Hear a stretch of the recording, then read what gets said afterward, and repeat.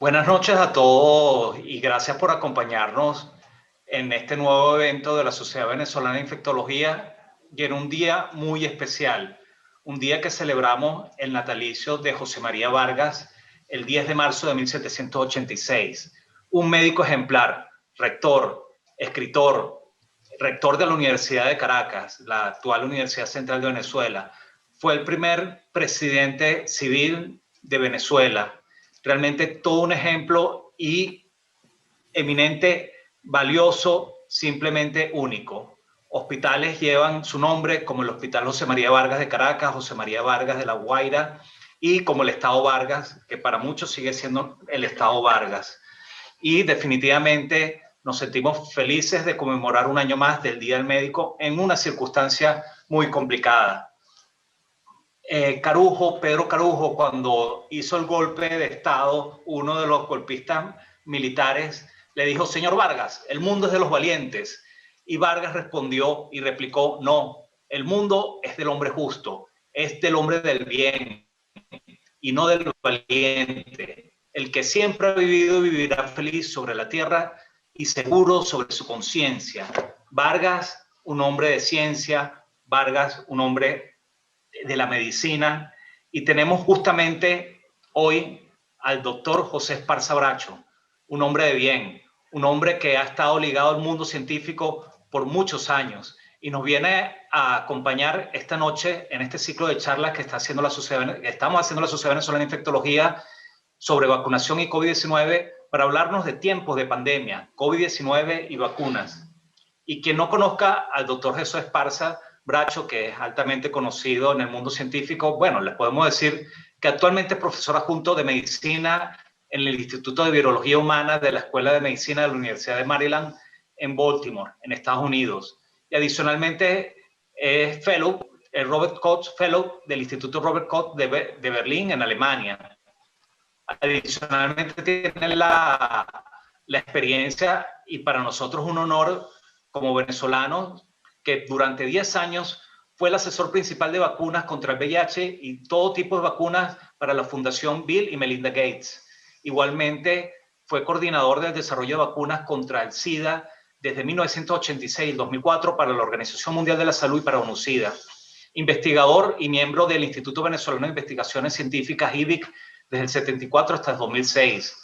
Como médico, se graduó en la Universidad de Zulia en 1968 y tiene un PhD en Virología y Biología Celular del Colegio de Medicina de Baylor en Houston, Texas. Más de 200 artículos científicos en virología humana, VIH, SIDA, desarrollo de vacunas e historia de la vacunología. Miembro de la Academia Nacional de Medicina de Venezuela, hoy en día representando y siendo el coordinador y asesor principal de una mesa en la cual están generando distintos comunicados muy importantes y relevantes para buscar y orientar el camino científico que debería tener Venezuela en el abordaje contra COVID-19 y sobre todo el abordaje desde el punto de vista vacinal de las inmunizaciones contra COVID-19, así como también es académico de las ciencias de la medicina, de las ciencias en América Latina.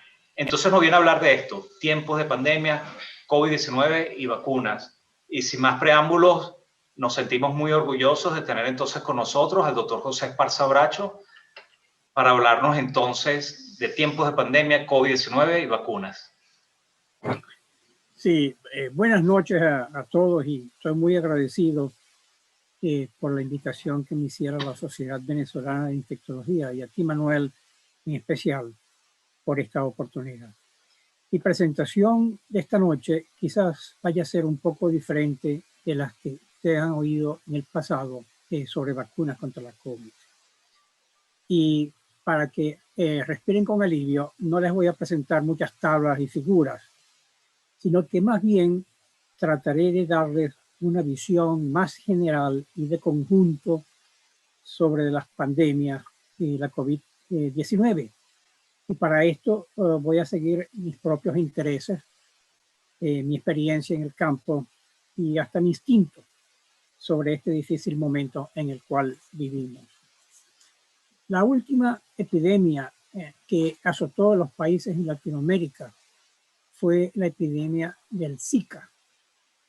Esa epidemia causó más de entre 1 y 2 billones de muertes, de casos en Latinoamérica. Y aunque la mortalidad fue muy baja, tenía la particularidad que en las embarazadas el virus podía producir daño fetal, incluyendo microcefalia. Yo no sé cuántos niños han sobrevivido a la microcefalia, pero yo me imagino que hay miles y miles de esos niños que ahora tienen cerca de 4 años de edad, que viven una tragedia que ha sido olvidada por muchos de nosotros. En el año 2016, hace 4 o 5 años, la doctora Elena Rieger, que es la editora de la revista Investigación Clínica en Maracaibo, me pidió que especulara sobre cuál podría ser la próxima epidemia, la próxima enfermedad viral emergente. El análisis que está escrito al fondo en ese artículo indica que la mayoría de las pandemias o epidemias severas son causadas por virus. Que esos virus pertenecen a diferentes familias virales, que con frecuencia esos virus circulan entre humanos de una manera silente antes de iniciar una pandemia, una epidemia. No, la anterior, por favor. Que muchos de esos virus se originan en animales, son zoonosis, y que una vez que emergen, con frecuencia permanecen en la población sin desaparecer.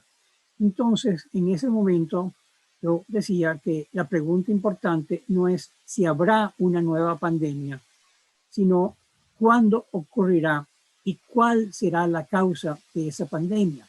De hecho, en ese artículo que ustedes pueden leer y conseguir en internet, yo especulaba que mi mejor pronóstico, el pronóstico de la pandemia próxima que podría invadirnos, era influenza. Sin embargo, yo también incluí en la lista de posibles agentes que nos podrían causar una sorpresa a los coronavirus altamente patógenos, porque en los 10 años precedentes, 2 coronavirus altamente patógenos nos produjeron un susto. En el 2002, la emergencia del SARS en China, y en el 2012, la emergencia del MERS en Arabia Saudita. Bueno, ya hoy la próxima diapositiva, Manuel.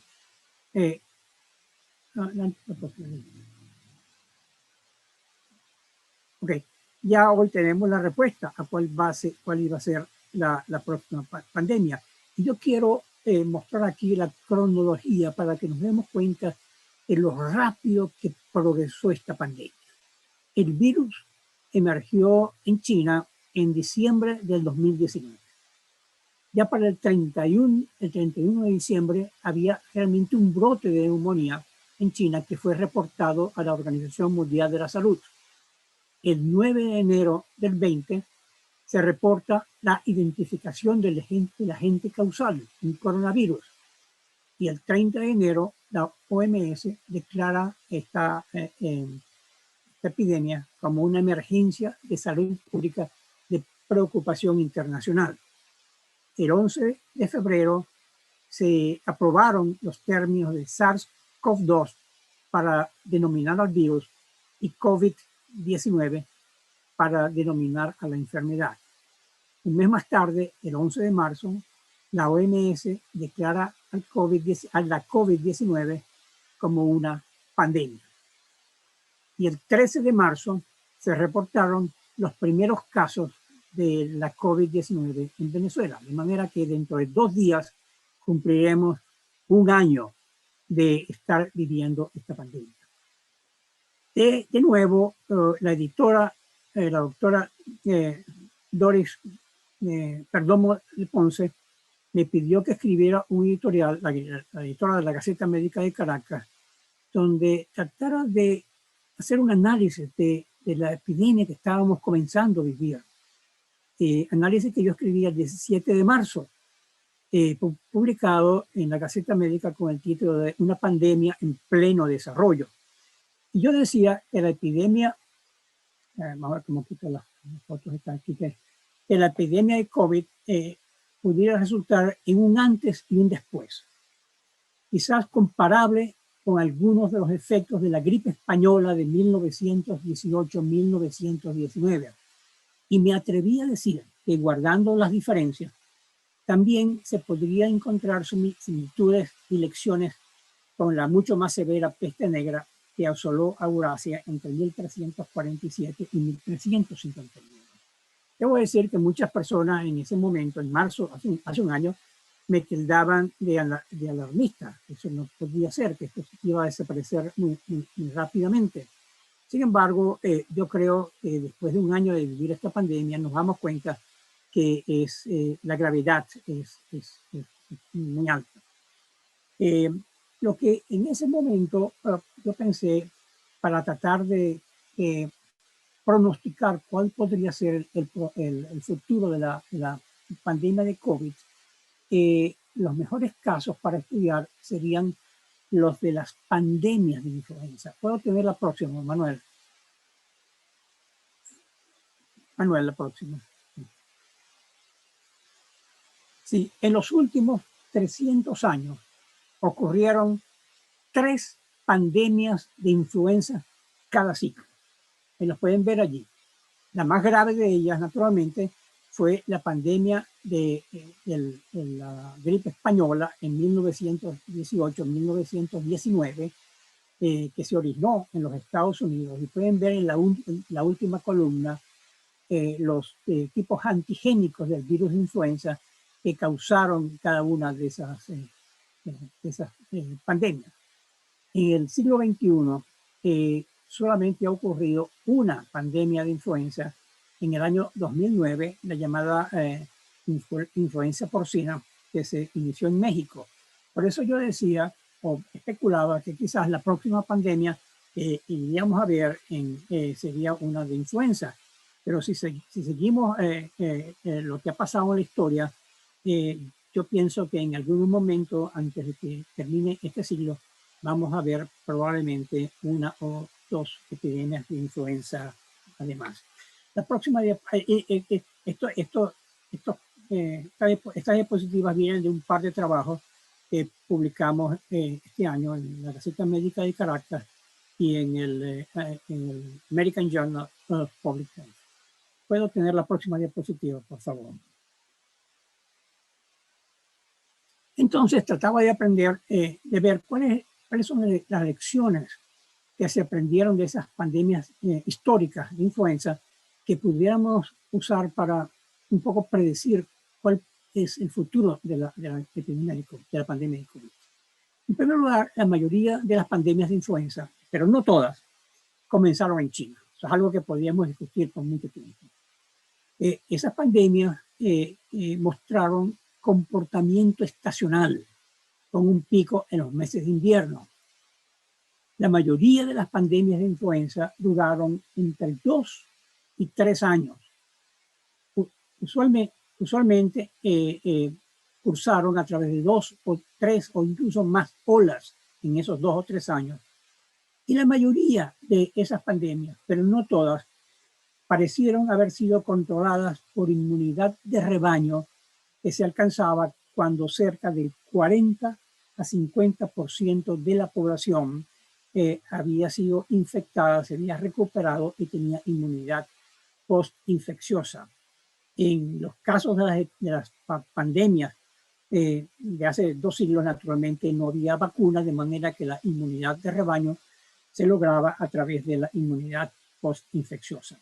Una cosa que es importante, que yo le dediqué algún tiempo para entender, es que las medidas de aislamiento social, incluso el uso de mascarillas, mostraron ser efectivas en el control de la gripe española hace 100 años. Entonces la pregunta que nos hacemos es si las pandemias de COVID-19, que hace unos meses tratábamos de entender, seguirá el mismo comportamiento de las epidemias de influenza del pasado. ¿Puedo tener la próxima diapositiva, por favor? Yo quiero concentrarme un poquito en la pandemia de la gripe española, porque ha quedado impreso en la memoria colectiva del mundo. Esa epidemia, de hecho, cursó con 3 olas. La primera ola comenzó en marzo, aproximadamente en marzo de 1918, en los Estados Unidos, en un campamento militar en Kansas. Entonces, los soldados americanos fueron enviados a combatir por primera vez en Europa durante la Primera Guerra Mundial. Fueron a Francia, y en Francia algo ocurrió. Aparecieron lo que llamaríamos ahora, bueno, suponemos que apareció lo que llamaríamos ahora variantes de interés del virus. El virus aparentemente mutó a finales de 1918 en Francia. Puede ser una mutación espontánea, como ya hemos oído hablar de ella muchas veces durante los últimos 2 o 3 meses. Puede ser que el virus de influenza de alguna manera se adaptó a la multiplicación en humanos, ya que había una concentración de tropas que peleaban en Europa en ese momento, y probablemente el paso del virus a través de humanos, múltiples pasos, incrementó su virulencia. Déjame aprovechar este momento para mencionar por qué se llama gripe española, cuando en realidad sabemos que comenzó en los Estados Unidos. Lo que pasa es que la mayoría de los países europeos eran beligerantes, peleaban en la Primera Guerra Mundial y no querían descubrir al enemigo que sus tropas estaban muriendo de influenza. Uno de los países que no era beligerante, que no formaba parte de la guerra, fue España. Entonces España no tenía las limitaciones para publicar la epidemia y la publicó, y de ahí viene el nombre de gripe española. Hubo una tercera ola menos grave en el año 19. ¿Puedo tener la próxima diapositiva, por favor, Manuel? Este es un mapa publicado hace algunos años por Patterson, que es realmente la persona que se dedicaba a estudiar con mucho detalle la historia de esas epidemias, mostrando cómo desde el origen del virus en el corazón de los Estados Unidos, el virus se transmitió rápidamente a muchas partes del mundo. Moviéndose hacia el oeste, infectó países en China. El único país que en esta primera ola, se infectó fue Brasil, en Río de Janeiro, pero la ola más importante fue la que se originó en Europa. La próxima diapositiva, la próxima. Es muy complicada. Básicamente lo que quiero decir es que esa segunda ola se distribuyó por todo el mundo a finales de 1918, y a Venezuela llegó a La Guaira en octubre del año 18 y causó una epidemia hasta principios del año 19. La próxima diapositiva, por favor. Tengo que recordar que esta era una época que, claro, la gente no viajaba por avión. Esta era una época en que el virus viajaba por barco. Y sin embargo, ustedes pueden ver la velocidad con que la epidemia se regó por todo el mundo. Como les decía, en Venezuela la epidemia ocurrió entre los meses de octubre 18 y digo abril 19 porque hubo algunos estados rezagados que tuvieron casos hasta abril. Pero como muestra el gráfico, que es del Distrito Federal, la mayoría de los casos en Caracas, por lo menos, ocurrieron en los meses de noviembre y diciembre. En Caracas se estima que hubo 1.960 muertes, o sea, el 0.6% de la población. En todo el país, el estimado, el reporte de casos oficiales fue de muertes fue 25.000 muertes en todo el territorio nacional, pero algunos estimados llevan ese número a 75.000 muertes, de manera que eso representa del 1 al 3% de la población del país, que en esa época tenía 2.5 millones de habitantes. La Academia Nacional de Medicina jugó un papel muy importante, Y ahí pueden ver la fotografía de los miembros de lo que se llamaba la Junta de Socorro, que se formó para darle asesoría técnica, científica, pero también consuelo para las personas que estaban padeciendo de la epidemia. Y bueno, no puedo mostrar allí, pero debajo de un cuadrito que yo no sé de qué se ve al doctor Luis Rasetti, que fue realmente el líder de esta iniciativa. Como mencionó Manuel, y lo escribiré más tarde, de nuevo la Academia Nacional de Medicina trata de proveer el mismo tipo de esfuerzo, de asesoría a la población ahora que estamos viviendo esta pandemia. El artículo, Andrés Sollano y yo escribimos hace unos meses en la Gaceta Médica de Caracas un artículo describiendo los aspectos históricos de la gripe española en Venezuela. ¿Puedo tener la próxima diapositiva, por favor?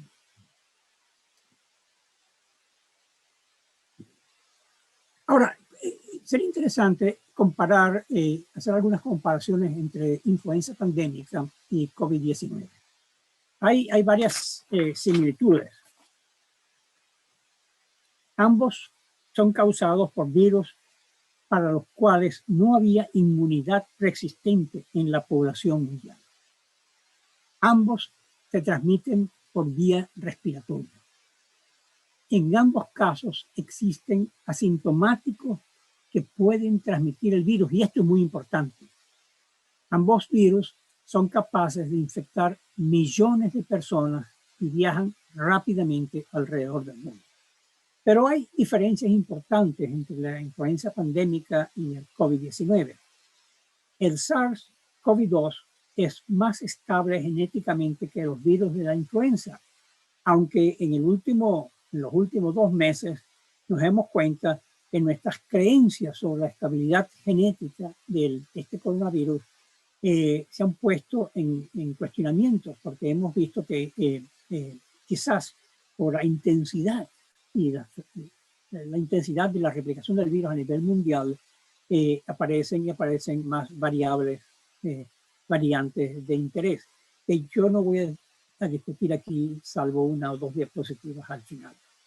Ahora, es importante que ambas enfermedades tienen diferentes periodos de incubación, que son aproximadamente de 2 días para la influenza y 5 días para la COVID, y tienen también una duración diferente de la enfermedad.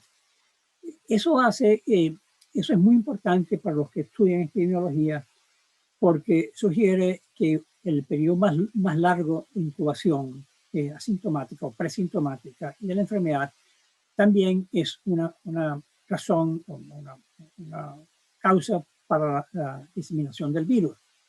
Y eso lo dice la última nota allí, que COVID-19 tiene una mayor proporción de asintomáticos que son transmisores, que transmiten el virus. ¿Puedo tener la próxima diapositiva, por favor?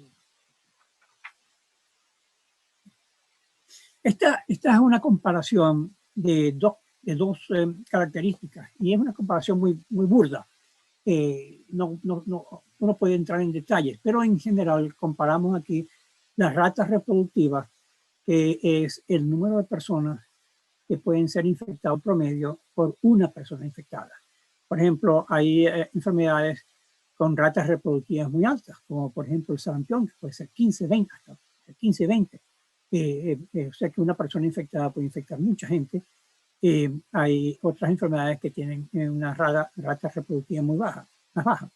En el caso de influenza, es importante hacer la diferencia entre la influenza estacional, la que ocurre sobre todo en los países con clima temperado, lo que ocurre en todos los inviernos, la influenza estacional, que tiene una rata reproductiva aproximada de 1.2. Acuérdense que una rata reproductiva mayor de 1 dice que la epidemia está creciendo. Una rata reproductiva menor de 1 nos dice que la epidemia, la transmisión va decayendo.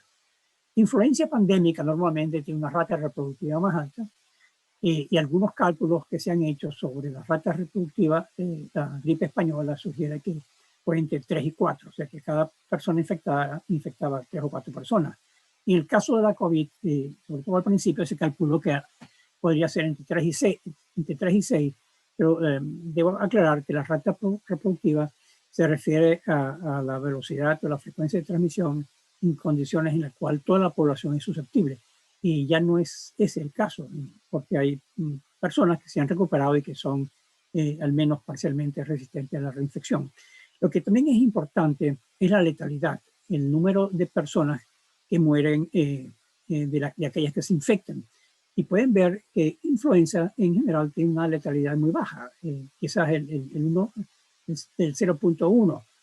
La gripe española tuvo una alta letalidad por razones que podríamos también discutir en detalle, pero no hay tiempo, de 2.5, y la letalidad COVID, cuando yo escribí este artículo, se estimaba entre 1.5, aunque afortunadamente mucho se ha aprendido al tratamiento de esta enfermedad, de manera que la letalidad ha disminuido considerablemente.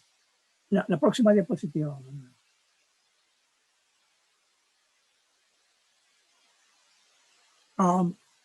Esta diapositiva muestra 4 conceptos que un poco no relacionados entre ellos, pero que pueden definir cuál puede ser el futuro de la pandemia de la COVID, y eso lo describo en un artículo reciente publicado de nuevo en un editorial en investigación clínica. Esta epidemia llegará a su fin el día que se interrumpa la cadena de transmisión del virus. Y para ello se intentan medidas no farmacológicas con esto, al uso de mascarillas, al distanciamiento social, el evitar aglomeración de personas, la higiene personal. Esas medidas farmacológicas funcionan. Pero la esperanza es que la mejor forma de interrumpir la cadena de transmisión sería con una vacunación global con una alta cobertura, igual o mayor del 70%. Y esto es una aspiración muy grande, porque la población mundial en este momento son más de 7.000 millones de personas. Comparémosla con la población mundial cuando ocurrió la epidemia de gripe española, era de 1.000 millones, o sea que son 7 veces más.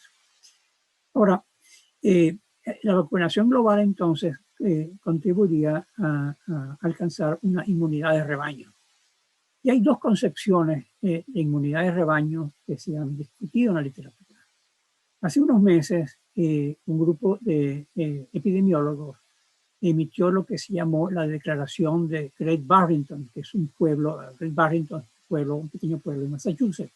Y esos epidemiólogos propusieron que lo que se debe hacer es dejar que la naturaleza siga su curso, que la gente se infecte, que se protejan a los más vulnerables y que de esa forma alcanzaríamos una inmunidad de rebaño.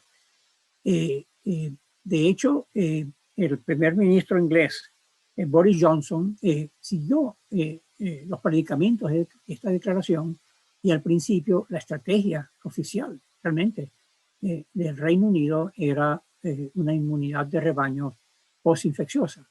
Sin embargo, muy rápidamente un número grande de epidemiólogos un poco más inteligentes emitieron lo que se llama el memorándum John Snow. En ese memorando critica la declaración de Great Barrington porque es unética y no científica.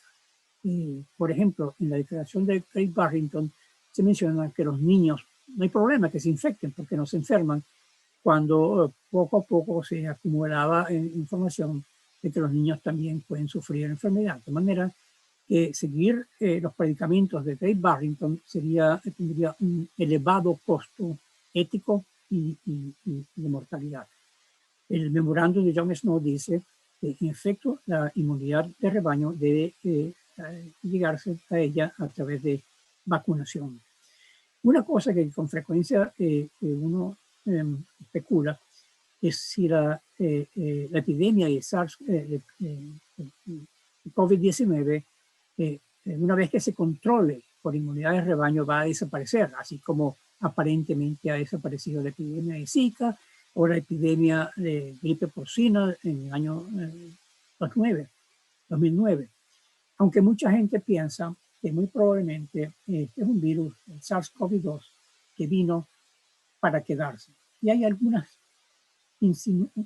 algunos hechos que insinúan en la literatura de que, de hecho, algunos de los coronavirus que hoy en día circulan como enfermedad endémica en los niños, causando una enfermedad respiratoria benigna, de hecho se origina de un coronavirus animal bovino que se introdujo y causó una epidemia a finales del siglo XIX. Entonces, existe la posibilidad de que el SARS-CoV-2 se convierta en el futuro en una enfermedad endemo-epidémica que afecte bolsos de población que no han adquirido suficiente nivel de inmunidad, pero también que infecte las nuevas cohortes de niños que requerirían ser vacunados, de manera que estaríamos enfrente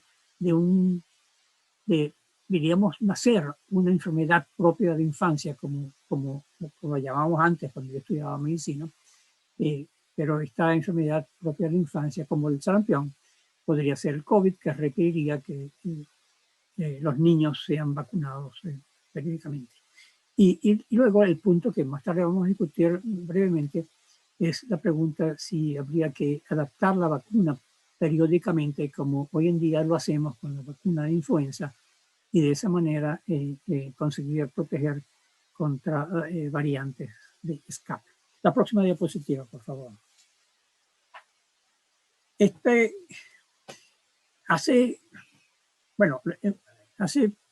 octubre del año pasado, escribí un artículo para la revista de la Sociedad Venezolana de Microbiología, que finalmente fue publicado el mes pasado, y que está un poquito fuera de tiempo, está un poquito retrasado, pero Manuel me decía que todavía era útil leer el artículo, porque en ese momento no sabía si se podría desarrollar una vacuna contra la COVID, y no especulaba, pero escribía cuál era el proceso que nos iba a llevar a una vacuna. En primer lugar, había que entender cuál es la inmunidad protectora contra el SARS-CoV-2. Hoy en día, mucha gente piensa, la mayoría de la gente piensa que los anticuerpos neutralizantes son suficientes para proteger contra la infección y la enfermedad. Otra gente piensa que quizás las vacunas en el futuro, además de inducir inmunidad humoral, anticuerpos, deben diseñarse para inducir inmunidad celular. No solamente una inmunidad celular contra la proteína de la espiga, que ya discutiremos en un momento, sino contra otra proteína, quizás más abundante y temprana del virus. De manera que todavía yo creo que, aunque estamos muy contentos con las vacunas que tenemos, es posible que se tenga que hacer más investigación para desarrollar las vacunas en el futuro. Y se está hablando mucho, por ejemplo, del desarrollo de una vacuna universal contra los coronavirus. Y la gente piensa que así como en el 2002 emergió el SARS, en el 2012 el MERS, en el 2019 el SARS-CoV-2, en el 2030 puede emerger quizás de algún otro murciélago un nuevo coronavirus patógeno. Pero igualmente, cuando hablamos de vacuna universal, estoy pensando en una vacuna semi-universal, una vacuna que pueda proteger a todas las variantes del SARS-CoV-2 que pudieran emerger. Luego, una vez que uno resuelve, y a veces sin resolver, pero con información hasta cierto punto incompleta, uno se mueve al desarrollo de candidatos a vacunas, que son productos hechos en el laboratorio. Y hubo un interés muy grande en la industria farmacéutica, en financiamiento de los gobiernos, y se desarrollaron un número muy alto de candidatos a vacunas, yo no sé cuántos, podrían ser casi 200 candidatos a vacunas en laboratorio. Muchos de ellos han pasado a probarse en animales de experimentación, sobre todo en macacos, en monos, donde no solamente se demuestra que la vacuna es segura, que es inmunogénica, sino que también es protectora. Los animales se pueden retar con el virus, y así se tiene la primera información sobre la capacidad del virus, sobre la eficacia protectora del virus. Y luego ya todo el mundo está muy informado, y eso es algo bueno de la epidemia, que la gente se ha hecho vaccinólogo, por lo menos aficionado, en las diferentes fases. 1, 2 y 3, cuando la fase 1 y 2 son de seguridad y de inmunogenicidad, y la fase 3 es las grandes pruebas para demostrar la eficacia protectora.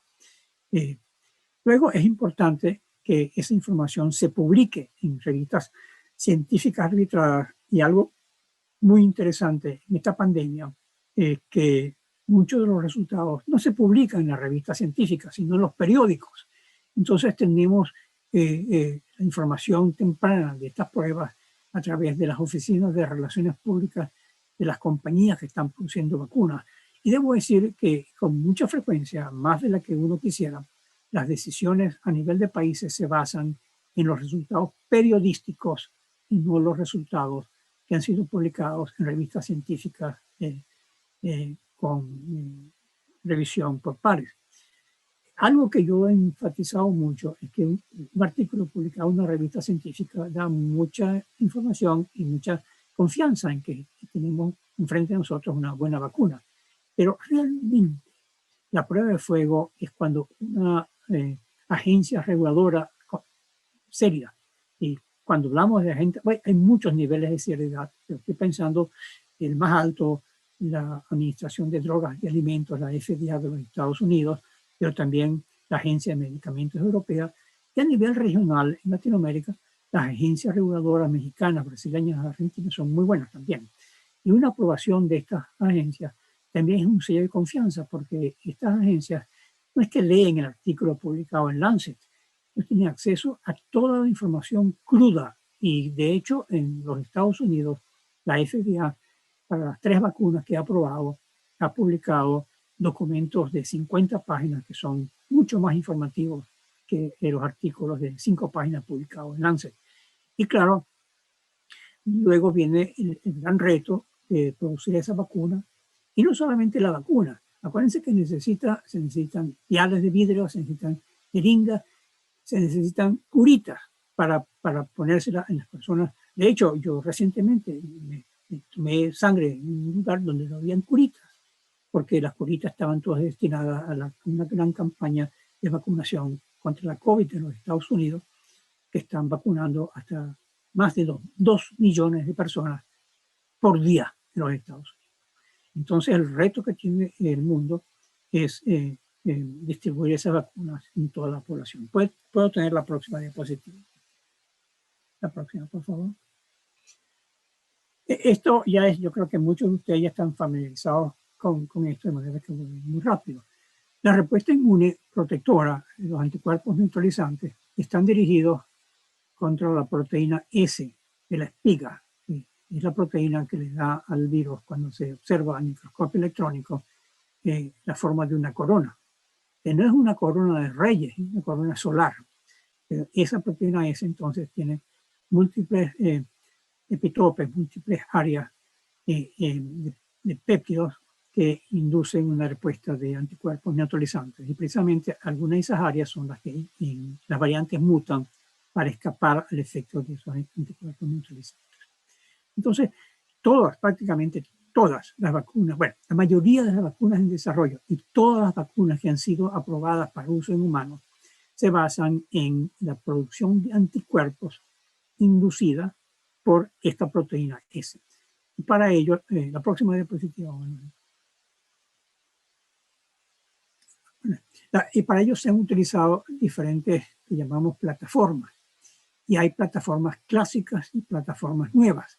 Las plataformas clásicas, por ejemplo, son virus inactivados, y el ejemplo más conocido de un virus inactivado es la vacuna antipolio que diseñó Jonas Salk en los años 50. Muchas de las vacunas que hoy en día utilizamos en nuestros niños son virus atenuados, que han sido atenuados por pasajes sucesivos en células, pero hoy en día existen métodos genéticos para atenuar. Existen vacunas basadas en proteínas, como por ejemplo la vacuna contra la influenza es una proteína, no es el virus completo, solamente es la proteína que induce los anticuerpos neutralizantes. Y estas proteínas pueden formar parte de moléculas más grandes que llamamos parecidas a virus, virus-like particles. Esas son las plataformas clásicas que se usan corrientemente. Pero en los últimos, no 10 meses, en los últimos 20 años, se han estado investigando nuevas plataformas. Y menciono, y ahí listo tres o cuatro, yo diría que el uso de vectores virales, y no solamente son adenovirus, sino también otros vectores, hay muchísimos, sobre todo adenovirus y poxvirus, virus de la vaccina, se utilizan para llevar consigo el material genético para la producción de la proteína S. Hay vacunas ADN, ácido desoxirribonucleico, y vacunas basadas en ácido ribonucleico que voy a escribir en las próximas 2 diapositivas. La próxima.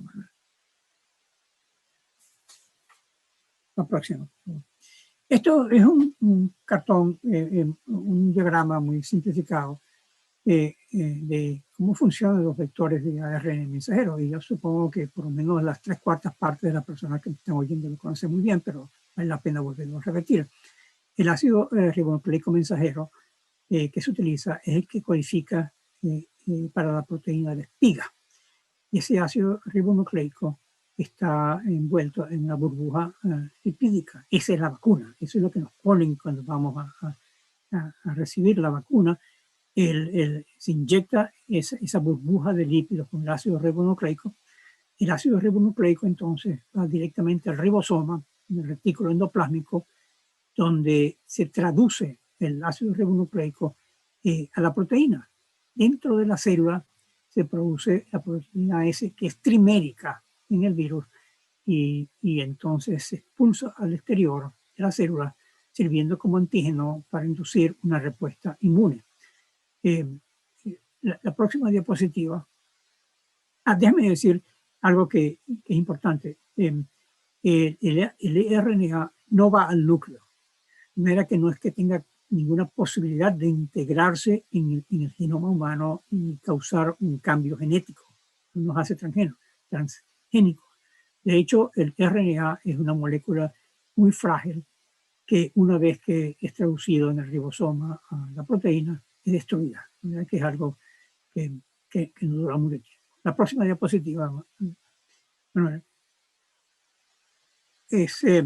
describe rápidamente los vectores, en este caso de adenovirus, y me concentro en adenovirus porque hay al menos 3 adenovirus que se están utilizando en la fabricación de proteínas de vacunas contra la COVID que ya están usándose en personas. Y se usan diferentes adenovirus, adenovirus 5, adenovirus 26. De hecho, hay, yo no sé cuántos, la última vez que los conté habían como 50 adenovirus humanos, pero cada uno de ellos son diferentes en diferentes grupos con diferente capacidad vectorial. Y adenovirus de chimpancé. Podríamos más tarde, si es necesario, en la sesión de preguntas, y ya tenemos, discutir por qué se usan esos diferentes adenovirus. Pero básicamente el adenovirus no es replicante. Estos adenovirus son altamente modificados genéticamente para no replicar, mantienen la capacidad de infectar una célula, pero también actúan como caballos de Troya para llevar dentro de sí el gen de interés. En este caso, el gen de interés es el gen que codifica la proteína S, la proteína superficie. De manera que el adenovirus infecta la célula, se expresa el DNA, es traducido, transcrito a ácido ribonucleico. El ácido ribonucleico entonces se traduce a proteínas, y son las proteínas entonces que se van al exterior o desde la membrana inducen la inmunidad celular o la inmunidad humoral.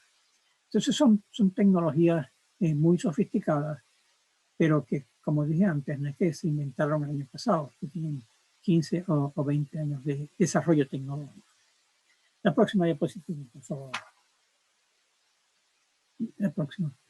Esta es una lista incompleta de vacunas contra la COVID-19. Ya muchos de ustedes son expertos en cada una de ellas y me pueden dar detalles sobre cada una de ellas. Pero en resumen, y eso es lo que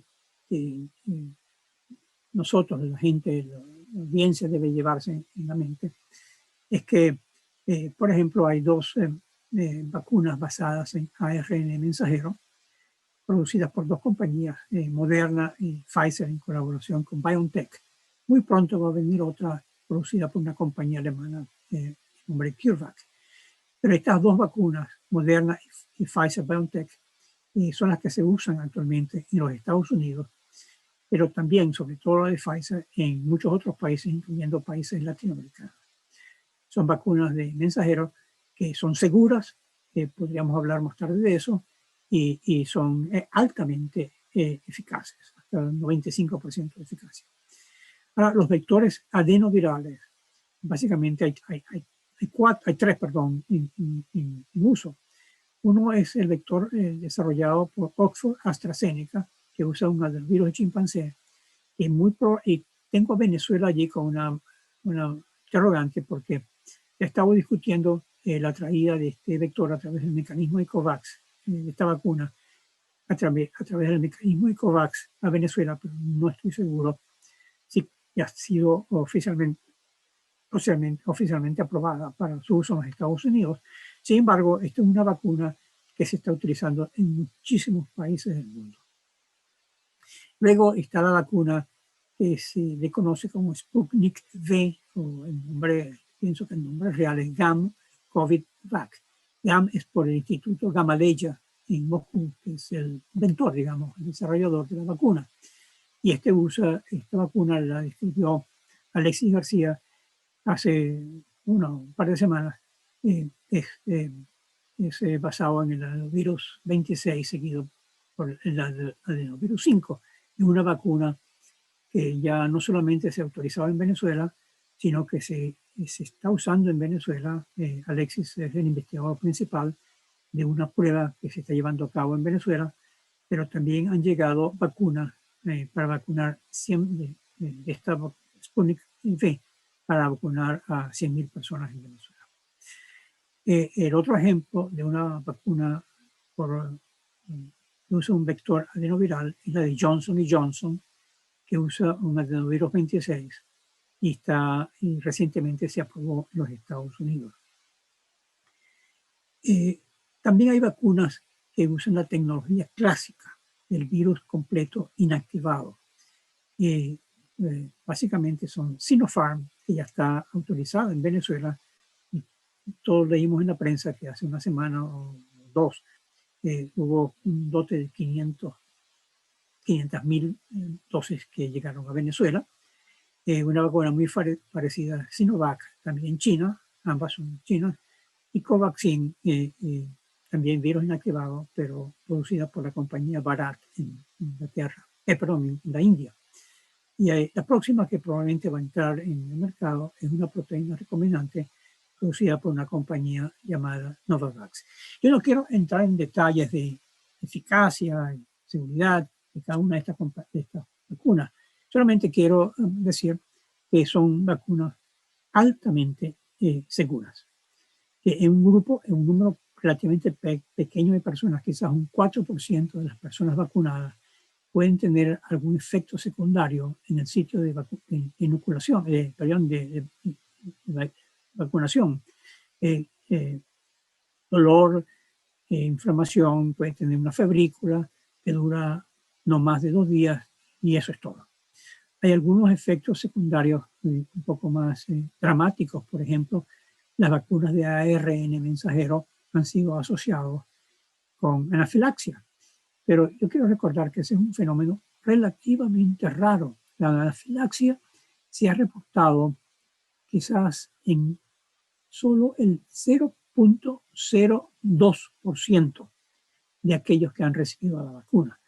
Entonces, como toda medida en medicina, toda decisión en medicina se basa en el riesgo-beneficio. Cuando alguien me dice que tiene un chance en 1.000.000 de tener anafilaxia, pero olvida que puede tener un chance mucho más alto de sufrir la enfermedad, y sobre todo si está en un grupo de riesgo, una enfermedad grave y morir, la decisión riesgo-beneficio es muy clara. Ahora, algo que puede complicar la discusión de eficacia es que, ¿qué significa eficacia? La eficacia puede ser contra la infección. La eficacia puede ser contra la enfermedad leve. La eficacia puede ser contra la enfermedad grave o medir la eficacia contra la muerte por COVID. Entonces, lo que continuamente repetimos es que cualquier vacuna es básicamente 100% eficaz en prevenir la muerte por COVID. Y hay discusión de que una u otra vacuna puede ser más o menos eficaz en prevenir casos moderados. La discusión sobre eficacia también se complica porque la eficacia en algunos grupos de población, por ejemplo, personas obesas, personas mayores de 65 años, puede ser menor que la eficacia en un joven de 30 años. También complica la discusión de eficacia cuándo se midió la eficacia, que normalmente se evalúa en la fase 3 con 40.000 voluntarios. Pero si la eficacia se evaluó hace 5 meses, 6 meses, cuando no había variantes de interés circulando, y eso se trata de comparar con mediciones de eficacia, por ejemplo, como hubo recientemente con Johnson & Johnson, cuando la vacuna se tuvo que medir en frente no solamente de las variantes clásicas, digamos, sino también contra las variantes que están emergiendo, que vamos a discutir en un minuto. Entonces la eficacia es muy diferente, de manera que la discusión de la eficacia podría complicarse en extremo, pero hay el mensaje básico que todos tenemos que llevarnos y que son seguras y que son eficaces. La próxima diapositiva.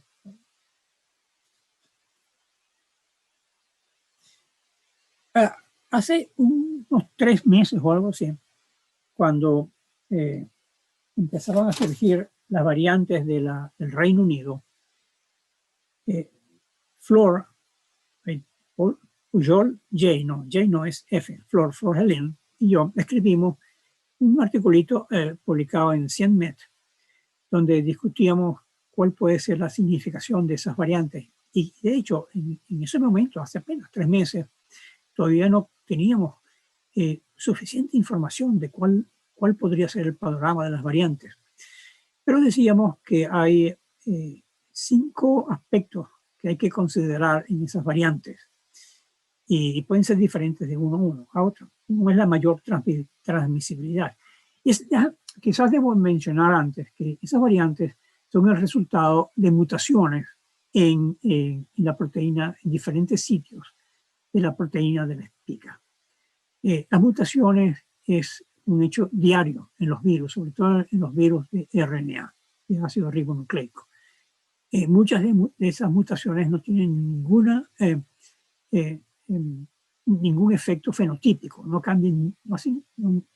determinan ningún cambio en el virus. Son mutaciones que llamaríamos neutras. Otras mutaciones son letales, o sea, si se muta una proteína, un nucleótido crítico, eso puede resultar en la muerte del virus y se acabó. Pero en algunos casos las mutaciones pueden determinar cambios fenotípicos. Y los que discutimos con Flor eran 5. Mayor transmisibilidad, como en efecto parece ser con algunos de las variantes. Fallas, eso es importante, en la identificación del virus mediante diagnóstico molecular. De manera que si el gen, parte del gen que se utiliza en las técnicas de PCR se muta, es posible que ya se nos escape ese virus de la identificación del laboratorio. Otra posibilidad es que cambie la patogenicidad del virus, que el virus se haga más virulento que el anterior. Muy importante también es que a lo mejor puede escapar el virus a la protección conferida por una infección previa, son las que llamamos mutantes de escape. Y no solamente pueden escapar a la infección previa, pero también a la protección conferida por las vacunas. La próxima diapositiva,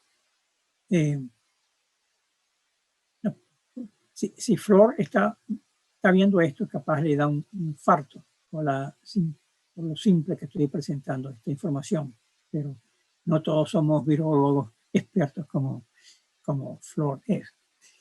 La primera mutante, la primera variante de interés que por lo menos a mí me llamó la atención fue la que se llamaba D614G.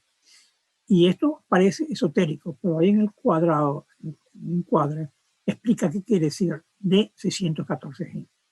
Es un cambio de un aminoácido. En el caso de la D614G, fue en el sitio 614 del genoma. Y hubo un cambio entre ácido aspartico a glicina.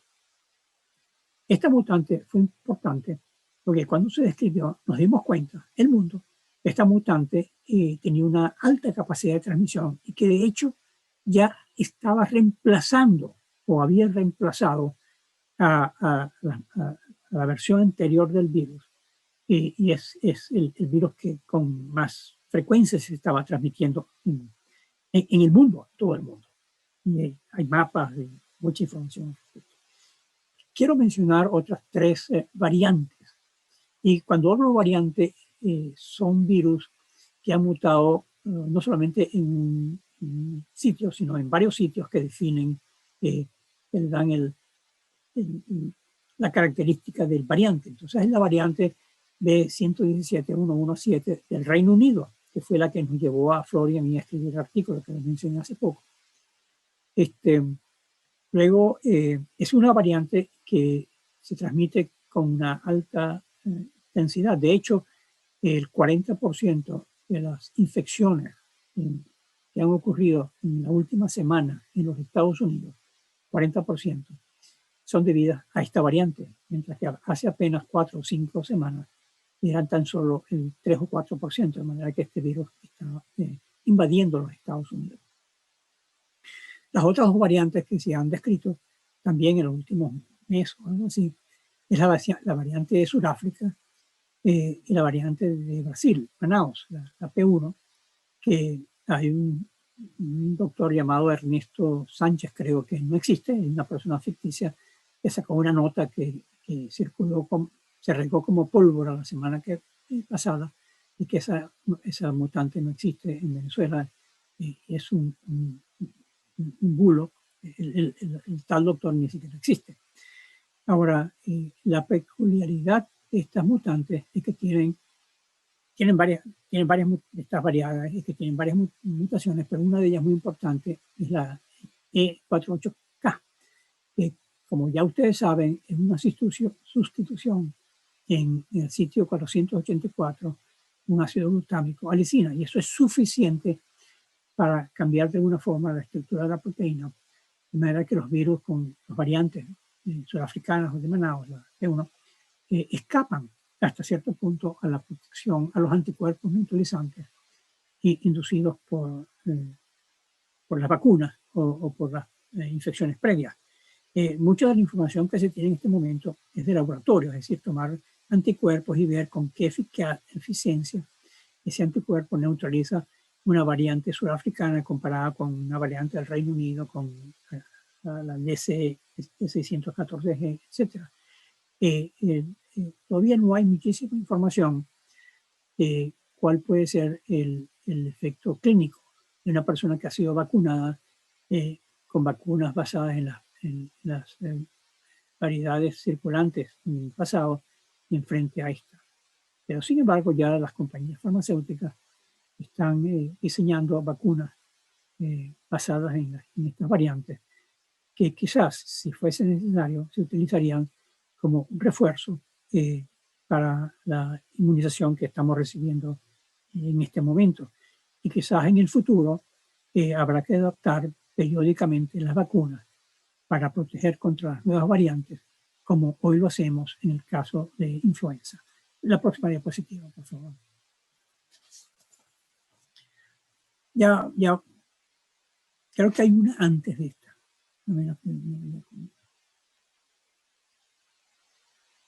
Entonces, dale a ver si es que un traspapeleo. Manuel, la próxima, por favor. Sí, un traspapeleo. No, la que sigue, la próxima. Como ustedes todos saben, Venezuela ha comenzado una campaña de vacunación que es un poquito sui generis. Por ejemplo, la campaña de vacunación ha comenzado antes de que nosotros, nadie sepa o tenga acceso oficial a un plan nacional de vacunación. Todo contra la COVID. Básicamente todos los países exitosos en el mundo, en América Latina, ya publicaron su plan nacional que identifica las poblaciones prioritarias, que identifica la logística para llevar las vacunas a las diferentes poblaciones, incluyendo cadena de frío, menciona el monitoreo de los efectos secundarios. Y hay países, en particular Chile, por ejemplo, es el país que está vacunando más personas en el mundo, yo creo, en este momento, bueno, proporcionalmente a su población. Si ustedes van a internet, pueden buscar el programa de vacunación de la COVID en Chile y van a ver como un reloj que va indicando en tiempo real cuántas personas se han vacunado en el país y dónde.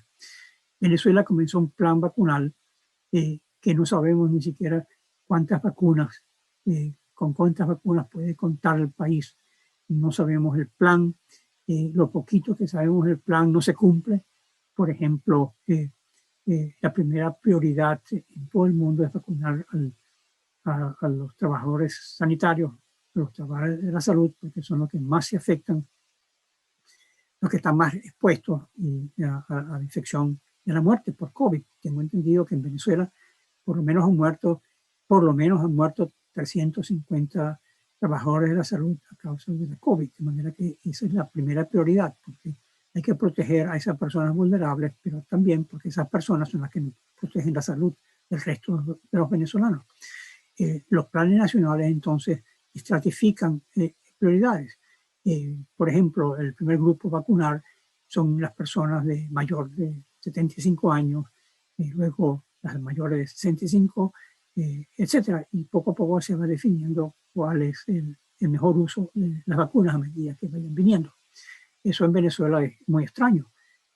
Con 100.000 dosis de la vacuna Sputnik en Venezuela, todos sabemos, los que somos médicos sabemos, hay muchísimo personal médico sanitario que no ha sido vacunado. Sin embargo, ya de alguna manera arbitraria, si se quiere, se está vacunando a la población de maestros. Y yo entiendo perfectamente que la población de maestros son también una población importante, esencial, sacrificada, pero un plan nacional no puede llevarse de esa manera poco estructurada.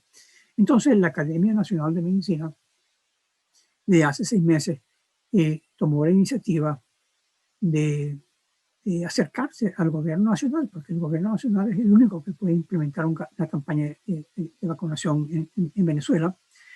Y formamos un grupo asesor. Manuel Guerra es miembro del grupo activo del grupo asesor, y hicimos varias recomendaciones. En primer lugar, llamamos la atención a nivel de la academia de la urgencia de iniciar un programa de vacunación bien definido, bien estructurado en Venezuela, con 2 componentes importantes. Uno es el acceso a un abanico de vacunas o a una cesta de vacunas que ya tenemos información que son seguras y eficaces. Esa cesta de vacunas debe ser obtenida de diferentes productores de vacunas para asegurar que tenemos acceso a suficientes dosis para vacunar al menos al 70% de la población adulta en el menor tiempo posible. El 70% de la población adulta son 15 millones de personas, y para lo cual se requerirían 30 millones de dosis, porque son 2 dosis por persona. A Venezuela ha entrado 600.000 dosis hasta ahora, que sepamos. La segunda recomendación de la academia fue que Venezuela debe desarrollar y anunciar, hacer público un plan nacional de vacunación contra la COVID. Como dije ahorita, debe ser conocido y aceptado por la población para la distribución equitativa de la vacuna. La próxima, la anterior diapositiva, bueno, la anterior. La forma como hemos trabajado en este grupo asesor es la emisión de boletines que son boletines de policy, de política con P mayúscula. No son boletines bueno, basados en evidencias científicas y técnicas, no son boletines informativos para educar a la población, no son boletines noticiosos para informar a la población, son boletines de política para definir cuál es la posición de la Academia Nacional de Medicina frente a la urgente necesidad de vacunar. Hemos emitido hasta el día de ayer 14 boletines que cubren una serie de puntos muy importantes. El boletín 3, por ejemplo, habla de la estrategia del plan. El 4, de la logística y la cadena de frío.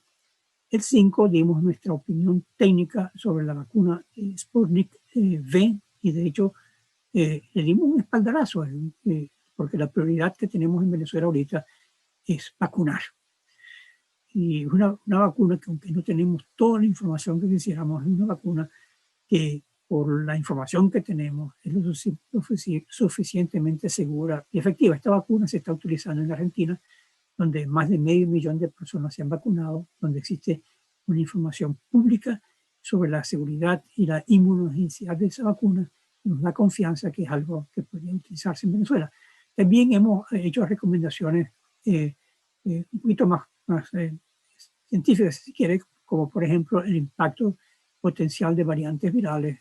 Una nota inicialmente preparada por Flor, una situación conflictiva, pero ignorada, es que las embarazadas no están siendo vacunadas, y nosotros creemos desde la academia que las embarazadas deben ser vacunadas, y damos algunas recomendaciones de cómo esto puede hacerse. Siempre llamamos la atención a la necesidad de transparencia, a la necesidad de priorizar los grupos a ser vacunados, aspectos éticos de la vacunación. Comparamos cuál es el éxito de la vacunación en Venezuela en el contexto de la América Latina. Hicimos comentarios sobre la llegada a Venezuela de la vacuna china inactivada Sinopharm, que por lo menos expande el abanico de vacunas de Venezuela. Comentamos sobre la presencia de la variedad brasileña P1 en Venezuela y la vacunación pediátrica. La vacunación en niños, que por ahora no se hace, pero podemos discutirlo más tarde, por qué la vacunación pediátrica va a ser esencial en el control, en crear la inmunidad de rebaño, que va a ser esencial en el control de esta pandemia. La próxima, por favor. Y yo creo que son 2. La próxima. En estos días leí, no en el New England Journal of Medicine, pero tal cual, un artículo bien interesante de Marino González, que se preguntaba en cuánto tiempo se logra la meta de vacunas anti-COVID-19 en Venezuela. Y Mariano dice que depende de 2 factores. Uno es la disponibilidad real de vacunas. No es el contrato que se haya firmado con un productor, es la vacuna que tenemos en el país. Y sabemos que algunos productores no han podido cumplir con sus contratos porque la demanda es mucho más grande que la oferta de vacunas. Luego, el otro factor es la capacidad de gestión que tiene el sistema de salud para vacunar. La meta es vacunar a la mayor cantidad posible de personas, y naturalmente respetando las prioridades. Mariano estima que si cada día se vacuna al 1% de la población target, la población blanco, entonces se requerirían un poco más de 3 meses para vacunar. De hecho, muy pocos países llegan al 1%, pero están en el 0,8, 0,9%. Sin embargo, en Venezuela, aceptando que las condiciones de la capacidad de gestión no está mucho de ser óptima, se podría estimar que no más del 0,2% de la población se podrían vacunar por día. O sea, 30.000 personas por día. Si eso es así, se necesitarían 500 días, casi 2 años, sin contar la posibilidad que podríamos tener en un año de tener que expandir la vacunación a menores de 16 años, que son 7.3 millones de personas, de niños. Ahora, el hecho real es que la vacunación en Venezuela comenzó el 18 de febrero, y de acuerdo a la información oficial, en esos 20 días solo se han administrado 60.000 dosis en ese tiempo. Quizás se hayan administrado mucho más, de manera que es mucho lo que tenemos que trabajar para alcanzar un éxito. La última diapositiva, por favor. La última. Este es un resumen de mis ideas, al menos. La epidemia en Venezuela continúa agravándose día a día. No se va a mejorar, punto. Y menos si nos confiamos en que podemos seguir actuando como estamos actuando y que porque los venezolanos estamos protegidos por Dios, la epidemia se va a ir. Tenemos que recordar que el futuro de la pandemia depende tanto del comportamiento del virus, las variantes y demás, como del comportamiento de las personas, tanto de los miembros del gobierno como el de cada uno de nosotros. De manera que es indispensable continuar y reforzar las medidas preventivas, tales como el uso de mascarilla, distanciamiento físico y medidas de higiene personal. Y por lo que sabemos de los planes de vacunación en Venezuela, estos no serán suficientemente intensos para establecer inmunidad colectiva. Quizás entonces debemos pensar más en el uso de las pocas vacunas que tenemos disponibles para proteger primero a las poblaciones a más alto riesgo, sobre todo personal de salud que está desasistido. Y lo digo hoy con toda claridad en el Día del Médico, así como también a personas mayores. Un programa racional de vacunación debe basarse en la evidencia científica y no política, y adaptarse a las posibilidades de que diferentes vacunas serán necesarias en el futuro para proteger contra las variantes del virus que ya empezaron a entrar en Venezuela. Y como decía antes, el futuro de la epidemia no solamente depende del comportamiento del virus, sino de la población. Y para terminar, la Academia Nacional de Medicina, en unión con sociedades científicas, como la Sociedad Venezolana de Infectología y otras, tienen un importante papel que jugar ofreciendo su asesoría al gobierno y a la comunidad. Y la última diapositiva, la última, es solamente para darle muchas gracias por su atención.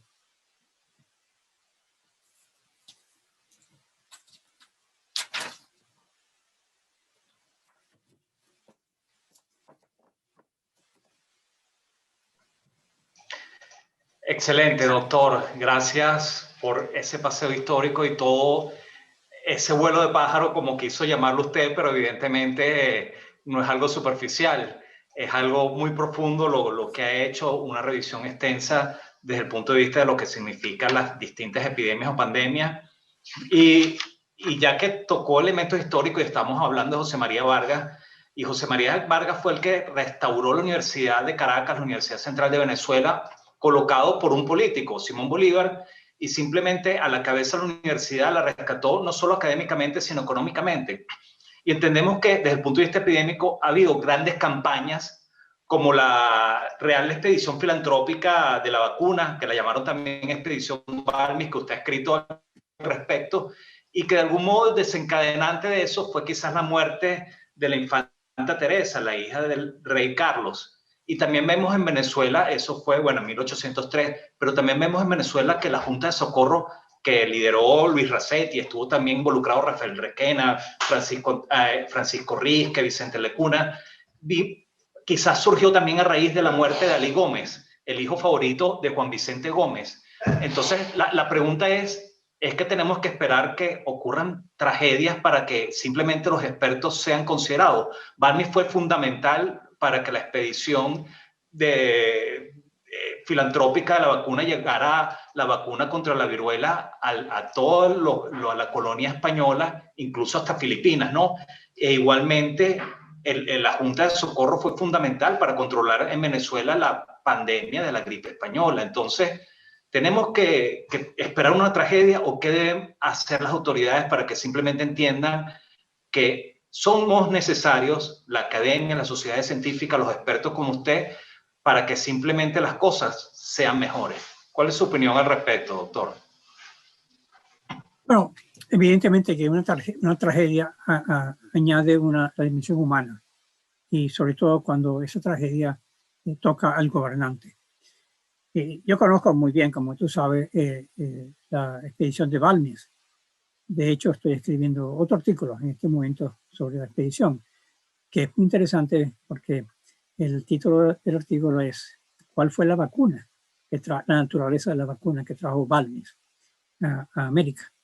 Que de eso no se ha escrito mucho, pero que tiene mucha información. Sin embargo, los dos ejemplos que mencionas me hacen pensar que tan importante como una tragedia es eh, eh, la aceptación de las asesorías por los gobernantes.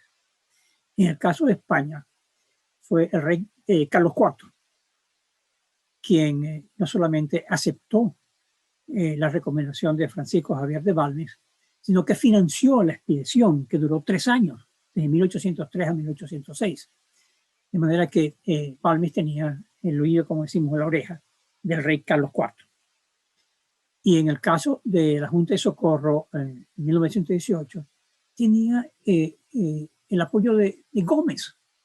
Gómez era un dictador, un autócrata, y sin embargo, de alguna manera, Ruiz Racete y la Junta de Socorro de la Academia Nacional de Medicina, que no siempre estaba de acuerdo con el régimen de Gómez, por lo menos en ese punto se pusieron de acuerdo. Cuando los venezolanos estaban muriendo en las cantidades que yo mencioné, el gobierno vio que no le quedaba más remedio, porque eso era buena política, si se quiere, el aceptar la asesoría de la academia en ese momento. Entonces, eso es lo que yo espero, que en algún momento ocurra el milagro y el gobierno actual entienda que la academia no está antagonizándolo, la academia tiene un objetivo, que es favorecer que cada venezolano tenga acceso a la vacuna y evitemos una tragedia mayor.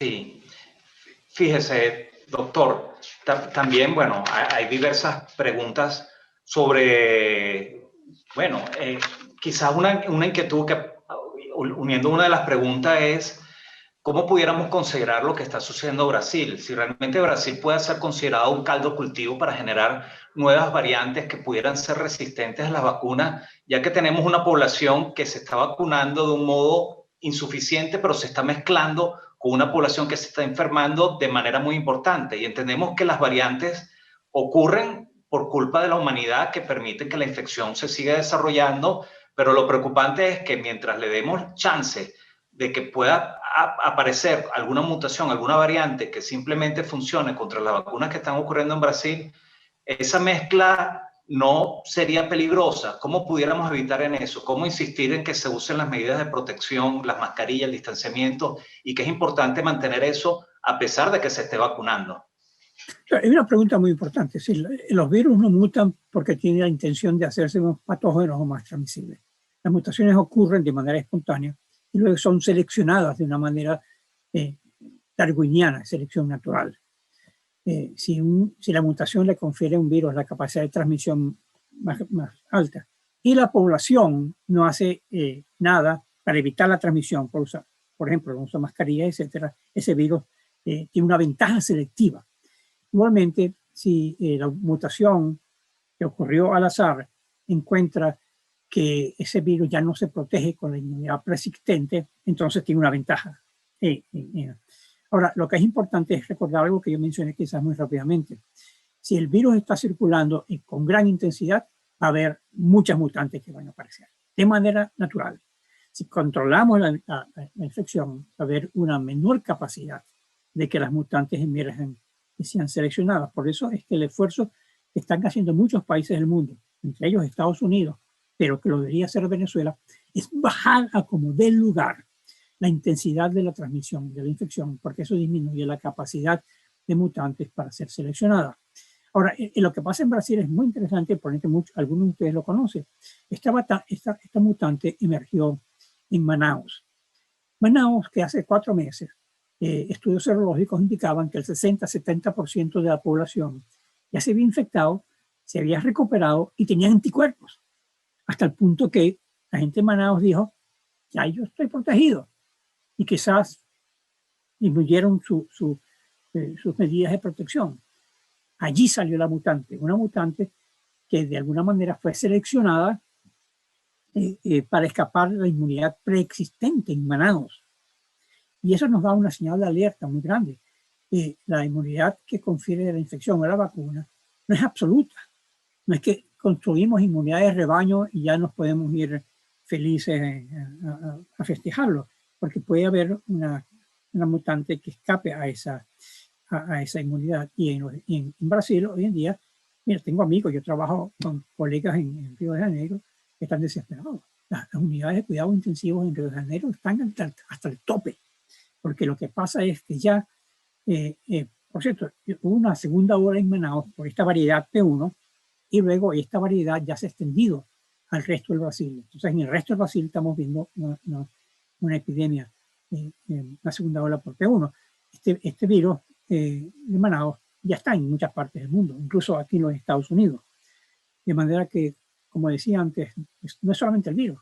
Nosotros los humanos como que lo ayudamos a que cumpla su función destructora. Fíjese, bueno, que en Manaus se vio este estudio con la variante P1, que había una posibilidad de reinfección calculada entre 25 y 61% de las personas que habían tenido infección con la variante pasada que tenía esta mutación de 614G.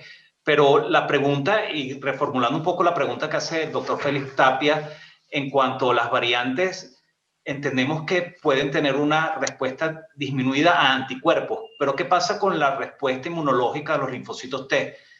¿Importa mucho que hayan esas mutaciones para que la respuesta sea distinta o ellos no importa esa discriminación con respecto a las mutaciones que puedan existir o no? Bueno, Félix siempre tiene preguntas muy difíciles, pero también son fáciles porque no se pueden contestar hasta que tengamos la información.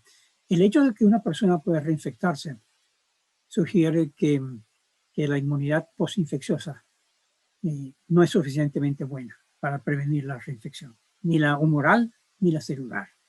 Hoy en día, como que estamos adquiriendo información de que una vacunación, sobre todo incluso una vacunación de las personas que ya han pasado por la infección, es necesaria para aumentar el nivel, al menos en el caso de estas vacunas, de anticuerpos neutralizantes.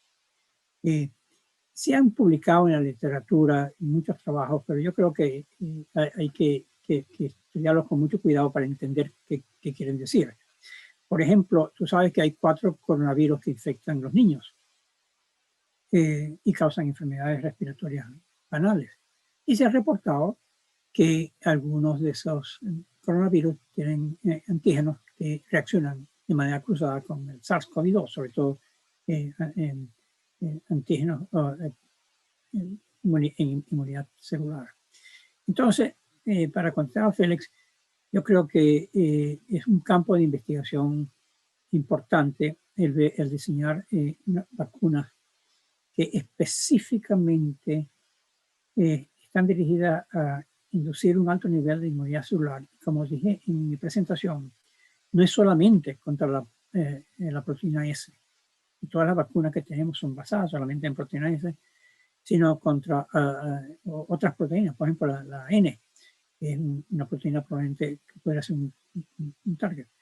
Entonces, sí, Félix, pienso yo que solamente estamos viendo el principio del desarrollo de una vacuna que va a ser complicada y que nos va a tener ocupado en los próximos años. No podemos seguir persiguiendo las variantes. Tenemos que caerles antes. Y el caerles antes puede ser una vacuna basada en inmunidad celular. Y tomando en cuenta y uniendo lo que usted está diciendo con una pregunta que está haciendo el doctor Antonio Ríos, realmente reformular que las vacunas no sean simplemente de la proteína S, sino que pudiera ser de la proteína E, M, N. ¿Qué tan relevante es ese dominio fijador de unión o RBD para simplemente evitar que se pegue el virus a los receptores AC2 y también a la serina 2 de transmembrana? Entonces, ¿realmente es importante insistir con la proteína S a pesar de que está haciendo distintas mutaciones o podemos... Usted que es experto en diseñar y elaborar vacunas, ¿pudiéramos considerar empezar a diseñar vacunas con otros elementos virales? Bueno, ya se están diseñando vacunas. Lo que pasa es que la proteína S es la única que induce anticuerpos neutralizantes. Ninguna otra proteína induce anticuerpos neutralizantes. Incluso se han hecho estudios minimizando el antígeno. Por ejemplo, el RBD, el Receptor Binding Domain, y otras compañías han abandonado eso porque prefieren hacerlo con la proteína completa porque tiene más epitope. Pero eso es para anticuerpos neutralizantes.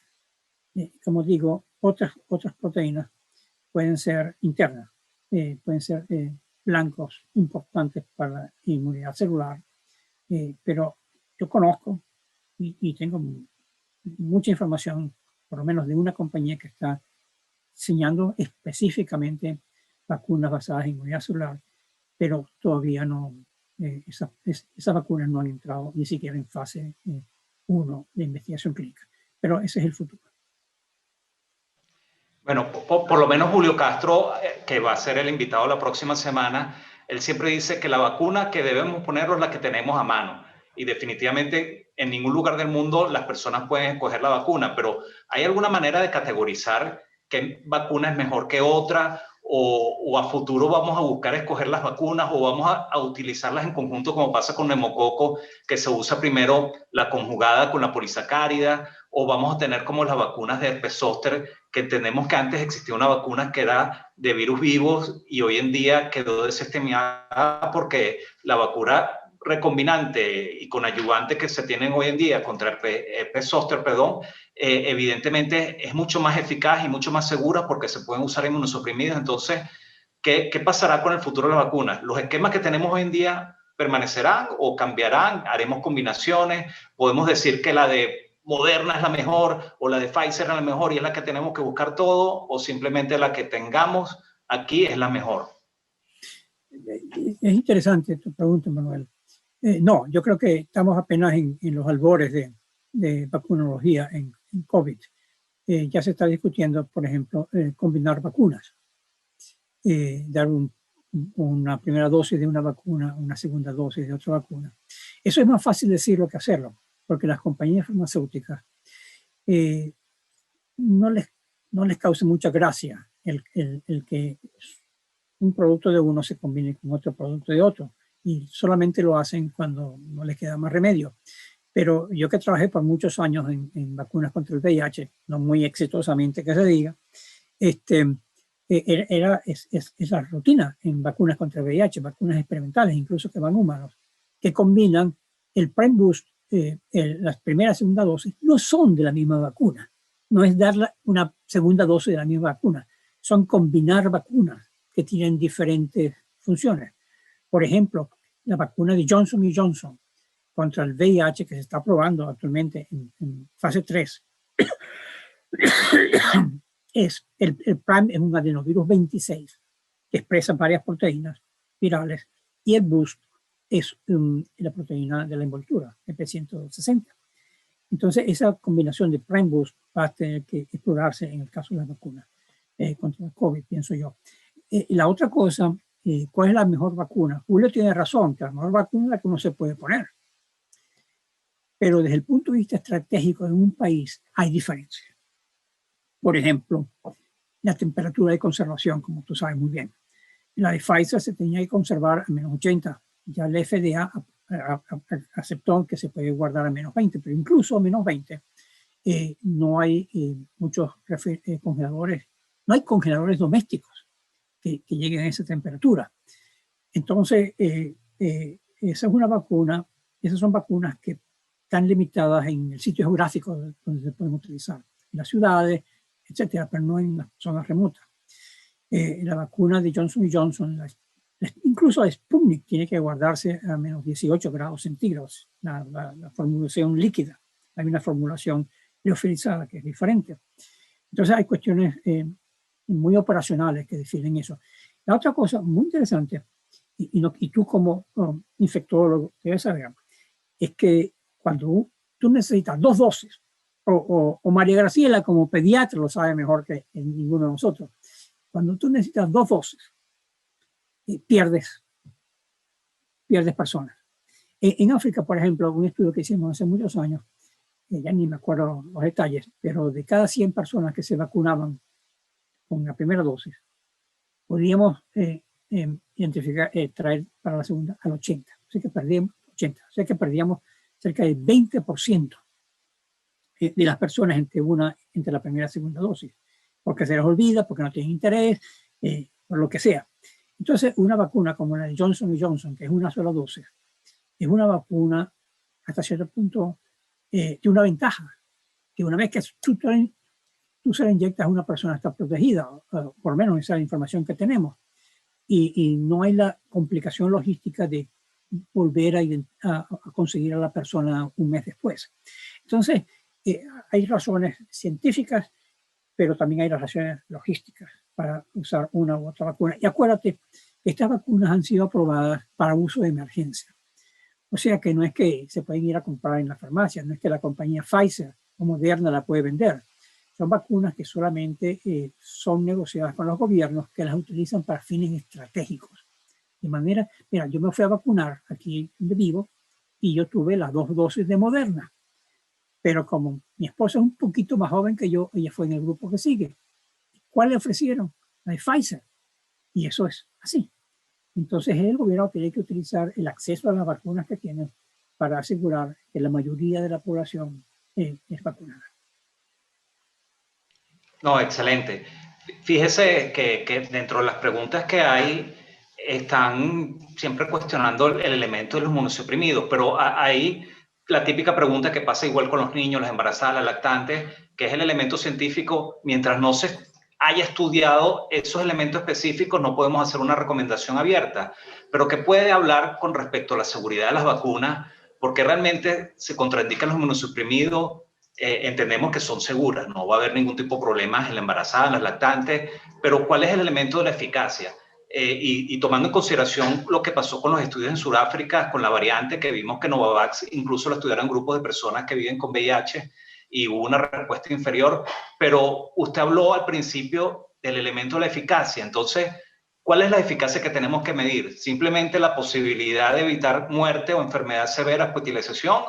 ¿O la eficacia que están estudiando los estudios de que salga una PCR negativa y que las personas no manifiesten síntomas? Entonces, ¿qué tranquilidad le podemos transmitir a las personas embarazadas, a las personas lactantes, a los inmunosuprimidos, los que viven con VIH, que pueden vacunarse con tranquilidad, pero que el problema es que todavía no están en los estudios?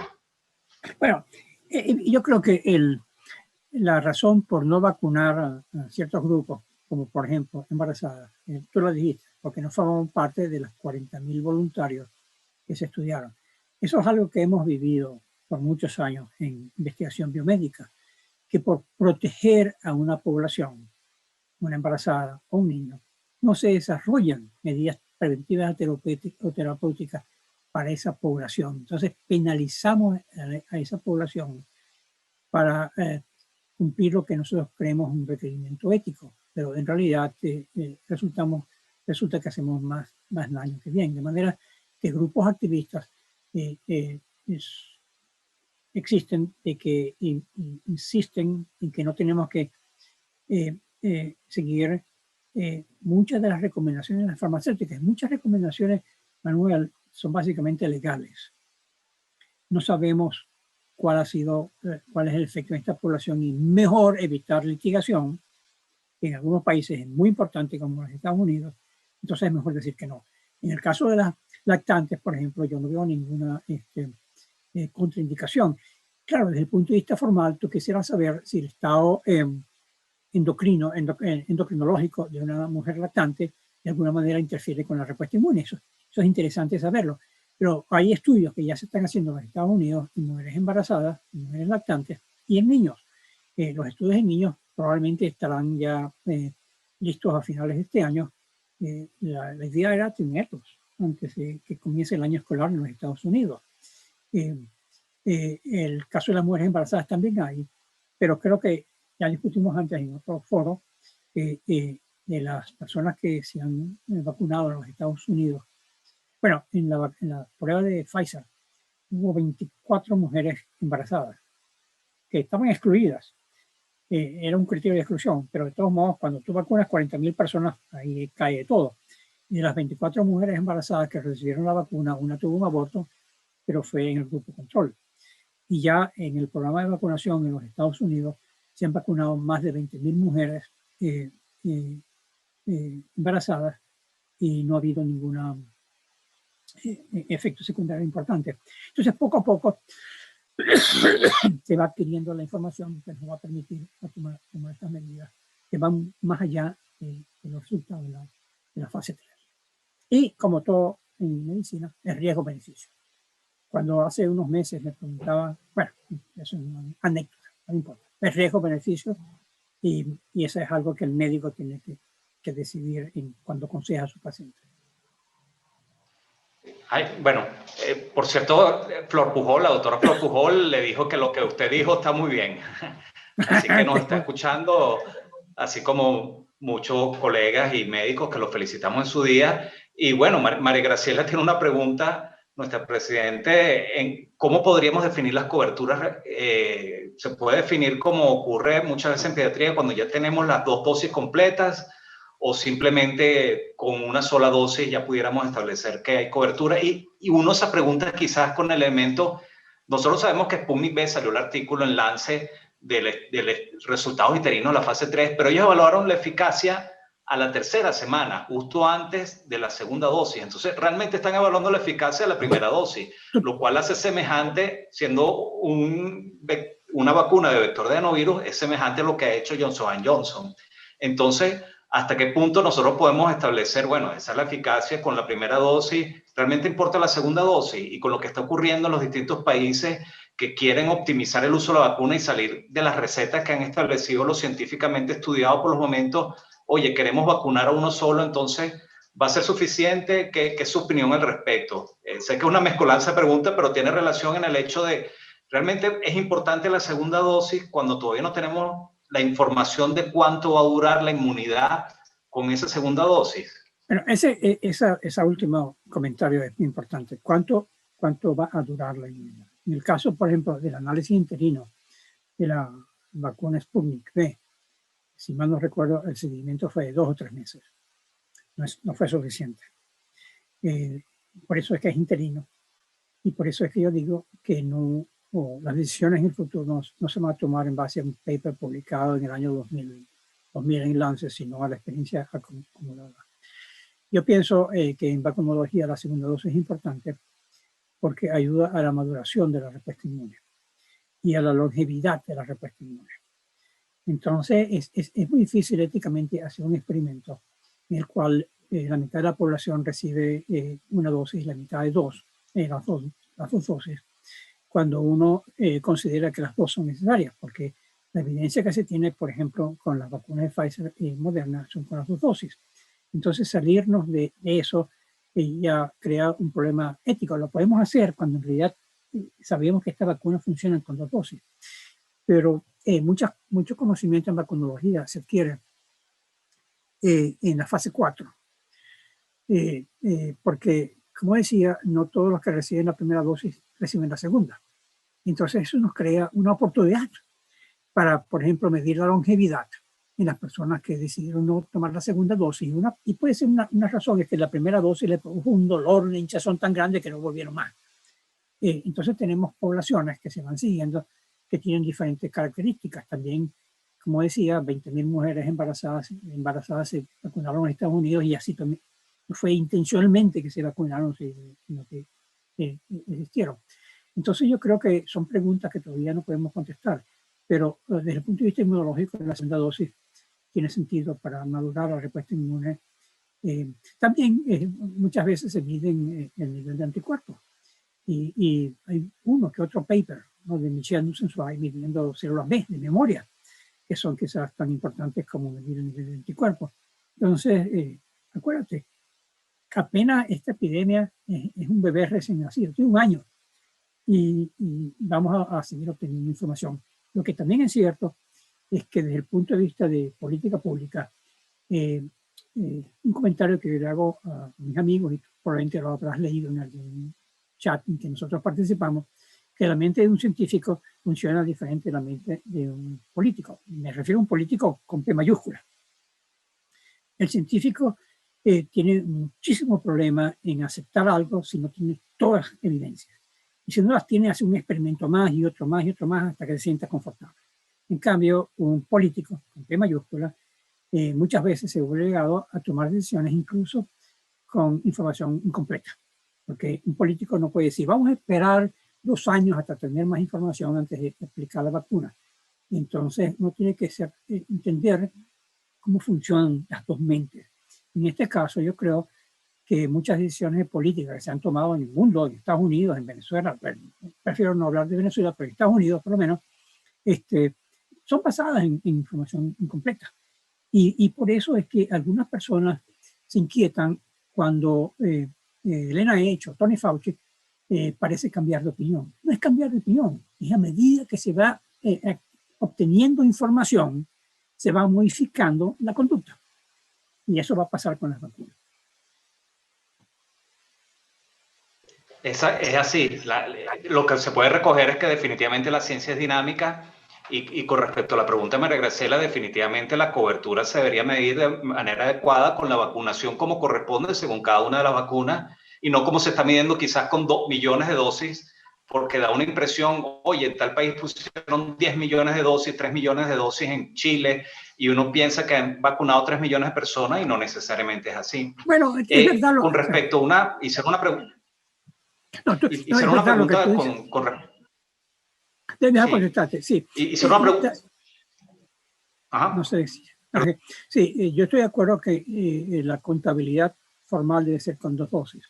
Sin embargo, existe cierta información que sugiere que una dosis puede llegar a un nivel de anticuerpos, de eficacia, que no es el óptimo, y tampoco sabemos cuál es la duración. Pero las personas que recibieron una dosis, los estudios de la información de la FDA sugiere que ya antes de la segunda dosis, por lo menos el 50% de la población ya es eficaz. Y hay una eficacia del 50%. Entonces, esas cosas se pueden, pero es una cuestión más académica que de contabilidad administrativa en el momento de portar la cobertura. Yo estoy de acuerdo que la cobertura formal es cuando las personas reciben las dosis que están definidas por la investigación, 2 dosis, la mayoría de las vacunas.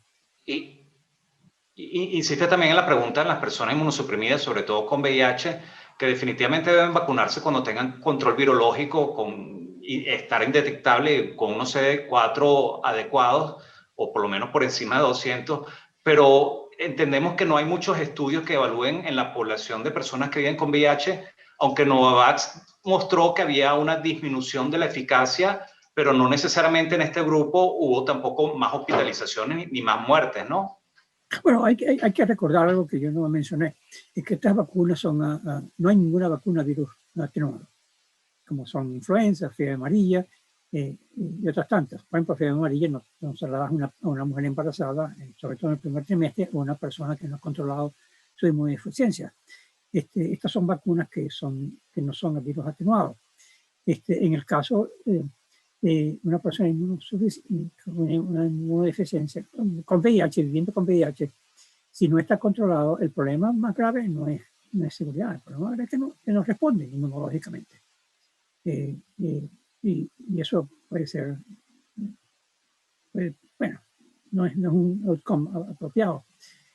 Pero hay muchas preguntas. Hablamos de inmunodeficiencia, de mujeres embarazadas, pero si tú vas a ver la lista, hay una lista larga de qué pasa en una persona que vive con esclerosis múltiple o que está recibiendo tratamiento para diferentes condiciones. O sea, hay una lista muy grande de situaciones que todavía no conocemos muy bien. Y entonces al final la decisión, como te acabas de decir, es riesgo-beneficio. ¿Tiene algún efecto secundario? No. ¿Tiene alguna posibilidad que confida cierto grado de protección? Sí. Entonces se vacuna. Fíjense que, bueno, usted ya había dicho, quizás porque están preguntando a los niños, que la vacunación de los niños va a llegar. Es cuestión de que aparezcan los estudios para que ocurran. Pero hay una pregunta que antes lo habíamos tenido esta discusión sobre el ADE, que es el Antibody Dependent Enhancement o la respuesta exagerada a los anticuerpos desde el punto de vista inflamatorio, inmunitario, que por ejemplo pasa con la vacuna de dengue y se esperaba que quizás esto sucediera y no ha sucedido ningún problema en ese sentido, ¿no? María Graciela sabe que un grupo de nosotros está muy sensibilizado al antibody dependent enhancement por la situación con Dengvaxia, con la vacuna de dengue. Es un fenómeno real en dengue, aunque realmente era teórico hasta hace 2 o 3 años cuando se tuvo la información con Dengvaxia. Hace unos meses, de hecho, yo escribí un artículo para la revista Vaccine con 2 colegas sobre ADE en vacunas contra el COVID. Al final no lo mandamos porque empezaron a aparecer información que sugería que no había un problema de ADE en el SARS-CoV-2. Sí lo existe con otros coronavirus de animales, pero no con el SARS-CoV-2. Lo que tenemos ahora es millones, en Estados Unidos 58 millones de personas que han sido vacunadas ya. Ese es el experimento. Ahí vamos a ver si la reinfección de esas personas resulta en una enfermedad aumentada, como en el caso de dengue. Y si esa enfermedad aumentada está, ocurre porque existe una una cascada de citoquina, como ha sido descrita, por ejemplo, en el caso de dengue. Entonces, habría que identificar la evidencia clínica, pero también la evidencia fisiopatológica de que, en efecto, el fenómeno que está ocurriendo es de antibody dependent enhancement. Yo creo que sigue siendo una posibilidad teórica, pero es algo que está en la mirada de las personas que están haciendo el monitoreo de esta vacuna. Por eso que mucha gente piensa que la prueba de una vacuna termina con la fase 3. No, las vacunas se prueban para siempre. La fase 4, la fase de farmacovigilancia, dura toda la vida de la vacuna. Y en esa fase 4 pueden detectarse cosas que no pudieron detectarse en la fase 3, porque la fase 3 se hace con 40.000 personas. La fase 4 se hace con cientos de millones de personas. Claro. Bueno, doctor, usted hizo un recuento histórico, pero ahorita vamos a ir hacia el futuro. Y realmente, uniendo 2 preguntas, ¿qué expectativa tiene con respecto a la pandemia de COVID? ¿Realmente las vacunas van a ser la solución? Y si tomamos conciencia a la humanidad y aplicamos igualmente las medidas de prevención que tenemos que hacer, ¿y cómo llamaríamos la nueva normalidad? ¿O realmente vamos a tener un problema endémico donde ciertas personas seguirán usando mascarillas o tenemos que vacunarnos cada año, como pasa con influenza? Sé que no hay manera de predecir el futuro, pero dada su experiencia y tantos años buscando conseguir la vacuna elusiva contra el VIH y que ha sido difícil y algunos cuestionan si no ha parecido eso, cómo estas vacunas van a funcionar y diga cuál es su perspectiva tomando ese bagaje histórico y su experiencia hacia el futuro. Bueno, y esa nueva normalidad. Bueno, existen ejemplos de que se pensó que una vacuna era la solución y no terminó siendo. Por ejemplo, cuando yo comencé a trabajar con vacunas contra el VIH, para mí era muy claro, íbamos a tener una vacuna contra el VIH antes de tener drogas efectivas. Ha sido lo contrario. Hoy en día muchas personas piensan que ya tenemos drogas, medicamentos, que básicamente han cambiado el pronóstico del paciente viviendo con VIH y quizás una vacuna ya no tiene la misma emergencia, la misma urgencia que tenía hace 10 o 15 años. Esto podríamos discutirlo por horas. Pero hay otro ejemplo muy interesante, es lepra. Se invirtió mucho dinero en una vacuna contra la lepra. Fue muy difícil lograrla y de hecho ya se abandonó el trabajo en vacunas para la lepra porque el tratamiento médico de la lepra básicamente resuelve el problema. ¿Qué va a pasar con COVID? Es muy difícil predecir. En las noticias que leímos esta semana, se habla de una nueva droga, molnupiravir, perdónenme que no me acuerde, son resultados muy, ¿cómo es el nombre? Bueno, son resultados muy preliminares, sí, pero hay que estar atentos a que una pandemia no se combate con un arma solamente, hay que usar una combinación de medidas no farmacológicas, medidas farmacológicas. Es muy difícil predecir qué va a pasar en el futuro. Yo sí creo que está basado en la experiencia con influenza, pero también evidencia que yo mencioné, no con mucha intensidad, que probablemente esta no es la primera pandemia, coronavirus animal que pasó humano. Y en el pasado esas pandemias se controlaron. Yo creo que de alguna manera esta pandemia puede acompañarnos hasta 3 años, 2 años, 3 años, depende. Y no va a ser, y cuando yo digo 2 años, 3 años, no son 3 años en Venezuela, son 3 años en el mundo, porque la epidemiología de esta pandemia es la de múltiples epidemias en diferentes partes del mundo y cada uno tiene su dinámica. Yo sí creo seriamente que el SARS-CoV-2 va a terminar siendo una enfermedad propia de la infancia, que vamos a tener que controlar con vacunas. Y quizás para cerrar con el planteamiento que hace el doctor Luis Echezuría, evidentemente no podemos confiar en la inmunidad de rebaño por enfermedad, tendríamos que confiar en la inmunidad de rebaño por vacunas, ¿no? Bueno, yo creo que Luis tiene toda la razón. Yo creo que ya sabemos, si quiere, que la inmunidad postinfecciosa probablemente no es lo suficientemente fuerte para prevenir la reinfección, por lo menos no de una manera eficiente. Y eso es un poco diferente a lo que ha pasado con influenza. De ser así, estoy de acuerdo con Luis, que quizás vamos a tener que asegurar vacunación de muchos miles de millones de personas en el mundo para establecer la inmunidad de rebaño que nos va a ayudar a controlar esta pandemia. Perfecto, doctor. Oye, estamos sumamente agradecidos por su presencia. Este ciclo de los miércoles de vacunas ha sido una necesidad para buscar incrementar el elemento científico, pero no solo, vamos a decir, río abajo, sino también río arriba. Definitivamente queremos llegar desde el punto de vista científico académico a los tomadores de decisión, que así como Juan Vicente Gómez tomó en consideración a la Junta de Socorro, o así como Carlos IV tomó en cuenta al doctor Francisco Javier Balmis para montar la expedición allá en España en 1803, definitivamente, o como Simón Bolívar tomó en consideración a José María Vargas para dirigir la Universidad Central de Venezuela.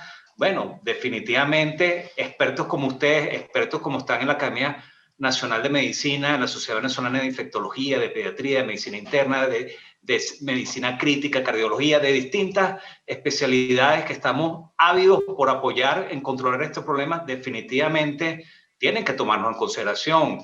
El éxito de esas campañas en el pasado y sobre todo, por ejemplo, la expedición filantrópica de Balmis fue por la idea de Balmis, no fue por Carlos IV. Y definitivamente cerebros como el suyo es un privilegio tenerlos aquí, pero para el país sería un privilegio bien importante. Haber estado tantos años en la Organización Mundial de la Salud, tantos años siendo la cabeza desde el punto de vista de vacunología en la Fundación Bill y Melinda Gates, no es ninguna tontería. Y para nosotros nos llena de mucho orgullo tenerlos usted aquí y que nos dé esta cátedra en general. Y definitivamente estamos muy agradecidos por la labor que está haciendo, porque usted siempre dice que tiene muchos años fuera de Venezuela, incluso perdió el acento maracucho, pero usted sigue siendo venezolano y sigue siendo fundamental en lo que estamos haciendo en general. Entonces, quisiera que nos diera una palabra de cierre y posterior a usted, quisiéramos que también Héctor Arrechedera, que está ahí presente y que ha sido fundamental para que estas actividades que hacemos en conjunto, porque solos no podemos llegar lejos, pero unidos podemos articular las cosas mucho mejor. Y aquí estamos unidos con la Facultad de Medicina de la Universidad Central de Venezuela, Sociedad Venezolana de Infectología, miembros de la Sociedad Venezolana de Pediatría y Puericultura, de Salud Pública, evidentemente usted como académico, miembro de la Academia Nacional de Medicina y que nos está representando muy bien en Estados Unidos. Entonces, sus palabras de cierre y nuestro agradecimiento infinito ante su labor, no solo aquí, vamos a decir en estas pantallas, sino su labor detrás de la pantalla, no como protagonista, sino articulando lo que debería hacerse en Venezuela, y ojalá las autoridades nos escucharan, ojalá escucharan esto va a quedar grabado, y ojalá escuchen a usted, la semana que viene escuchen a Julio Castro, la semana de más arriba escuchen a Flor Pujol, y anteriormente tuvimos a Alexis García, y tuvimos a Carlos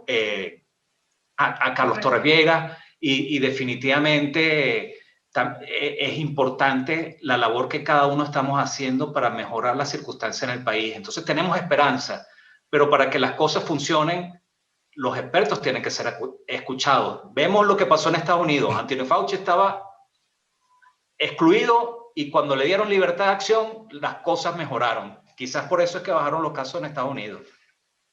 Tus palabras, doctor. Gracias.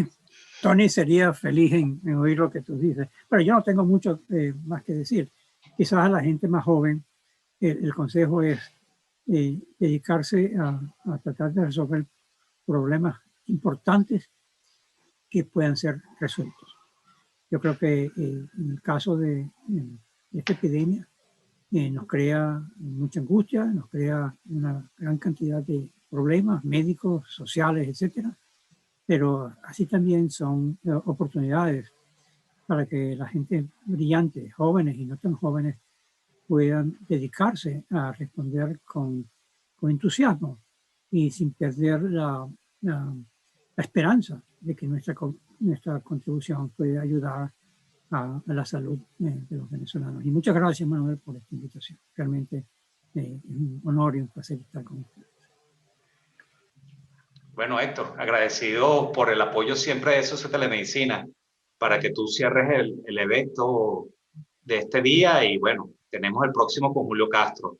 Y la droga que estábamos tratando de recordar es molnupiravir. Entonces, esa es una droga, bueno, promisoria antiviral, ya veremos qué pasa, pero las vacunas definitivamente como que va a ser la esperanza, esperemos que sí. Bueno, Manuel, en realidad con la pasión con que tú hablas, con la pasión con que entusiasmas, con la pasión con que coordinas esta serie de seminarios, nos quedamos, ¿no?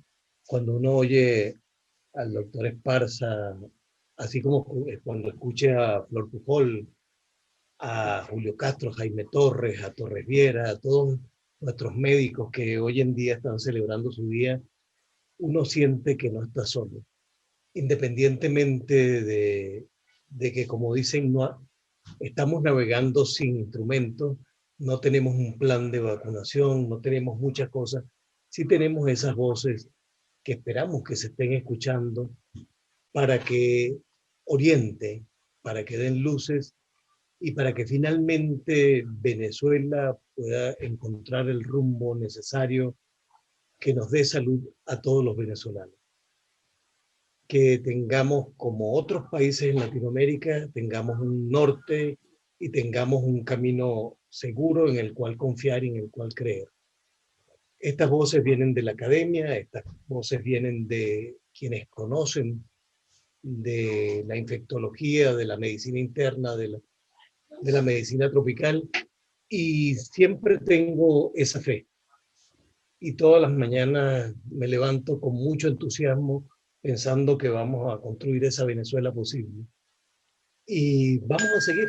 La semana que viene tenemos a Julio, la semana que viene encantados de tener a Flor Pujol, y vamos a seguir prestando desde la Universidad Central de Venezuela esta plataforma para que las voces de los que tienen el conocimiento lleguen a donde se necesita.